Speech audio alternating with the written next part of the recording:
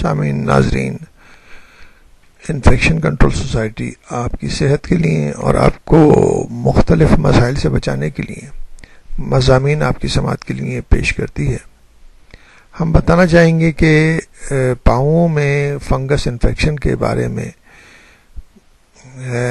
کیا کیا طریقے ہیں جن کے ذریعے ہم اپنے پاؤں کو، اپنے فوٹس کو فنگل انفیکشن سے بچا سکتے ہیں، جو کہ ایک عام مسائل ہیں اور عام طور پر ہر فرد کا اس سے واسطہ پڑتا رہتا ہے۔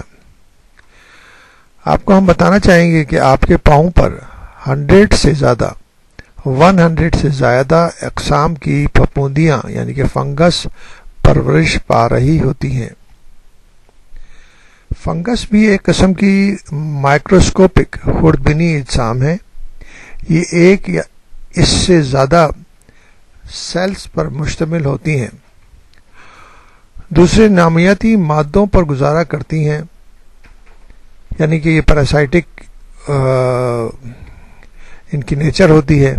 انہیں عربی میں فطر کہتے ہیں، اور جبکہ انگریزی میں فنگس یا فنگائی کی اصطلاح استعمال کی جاتی ہے۔